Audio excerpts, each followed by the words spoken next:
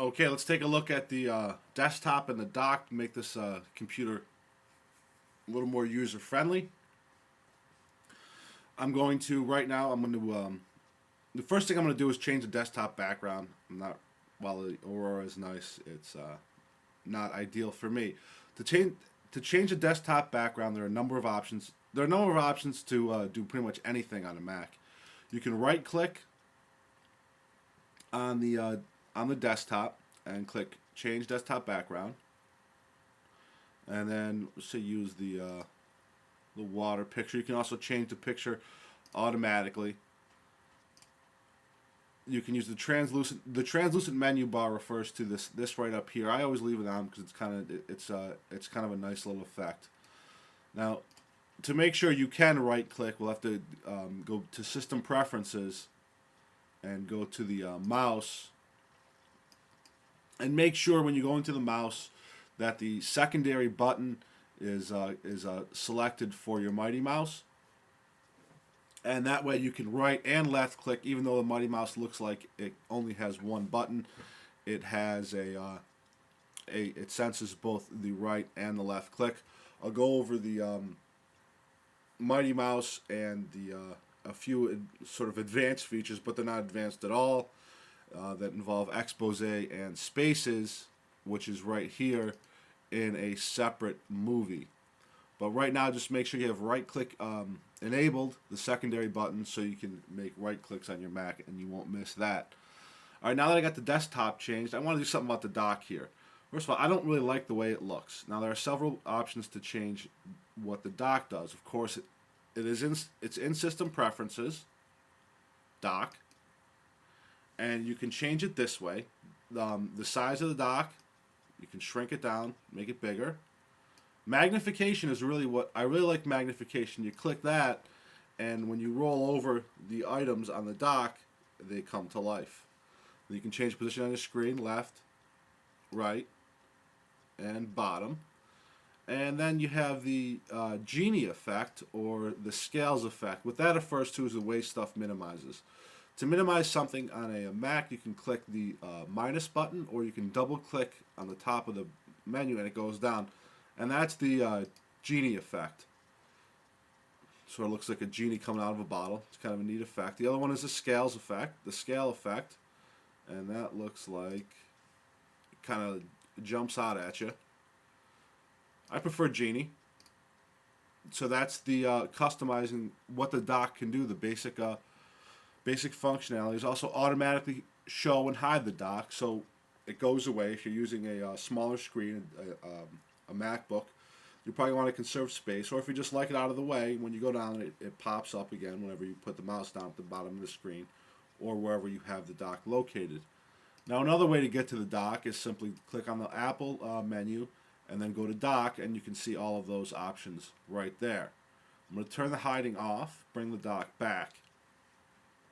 Now, a third way to get to the same thing is to go to this little this divider line in between the applications and the what they're called, the document stacks and the trash. And if you right click on that, you also get all of the options. So if you want to turn the hiding on and off,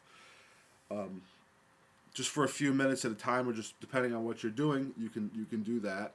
You can change the position on the screen, and you can do a number of other things. You can also open dock preferences, which is that. So it's very easy to get there, and they all lead to the same place, and I highly recommend changing them as necessary. To change the size of the dock, there's another easy way.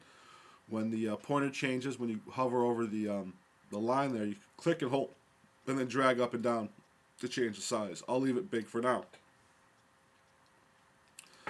Now, these programs here that Apple loads up, you don't really need them. We don't need System Preferences here. So you click, drag, let it go. Time Machine, don't need that because we already have it up here working, and it's, of course, always in System Preferences. So you don't have to worry about getting it back. So we'll get rid of that. This is Spaces. I'll show you that in a separate movie what Spaces and Expose is, but the easiest way to get to Spaces is with hot corners. You don't need that. You don't need GarageBand unless you're working with audio files quite often. So I drag this off for our purposes here, since we're concerned with legal work and not working with music will drag that off as well. iMovie will drag that off as well. iPhoto, gone. iTunes, probably going to leave it. Preview, definitely don't need it there. Preview often just is a default program and loads automatically. iChat, don't need iChat there all the time, most likely, because you can simply enable it in the menu bar, so you can get rid of that. The dashboard, here again, the easiest way to get to the dashboard is with hot corners or by pressing the F4 button on your keyboard, which has a little, looks like a little dashboard icon. Looks just like this on the keyboard, so we can get rid of that. So now we have some more space, and now we can even minimize this a little bit. Now, all your programs are always going to be in your applications folder. This is the applications folder.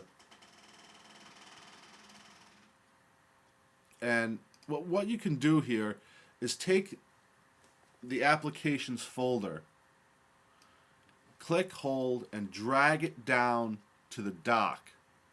Now, once you drag it down, you see it'll make spaces. Now, what I've just done here is create a stack. Now, if you want to read about stacks, it's right in the documents folder, comes preloaded, and that tells you all about the stacks. Stacks are very nice because it gives you a very easy way to access any folder on your computer. So what you've done here with the stack is create an application stack. When you click on that, all of the applications on the computer are there, and they're easy for you to get to. I'll show you in a later movie how I use it. What I do is when I'm working on a client's file, I simply drag the stack, drag their file down to the dock so I have easy access to it, and I can get to it right away. Now, these stacks are the same as shortcuts. They operate the same way. You're not actually dragging the file there. It's just a shortcut to the file. So you don't have to worry about just dragging it off and getting rid of it. They're highly customizable, and of course, it is always still going to be there for you on your hard drive in the applications folder right here. And these are the views, of course, that you can look at them, and this is the cover flow. And from any one, you can simply drag it back down if you want it again and put it back. So that's customizing the dock a little bit, and that's getting a little more real estate to work with, and a little bit about stacks. Now that we have here what we need, now of course when you right click on any of these icons, it gives you some options. Remove from dock.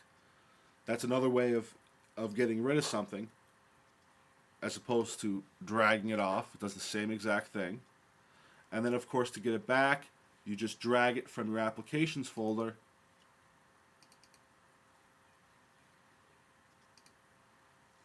we just pull the address book off. So if we want it back, we just grab it and drag it down to the dock and bring it right back for us.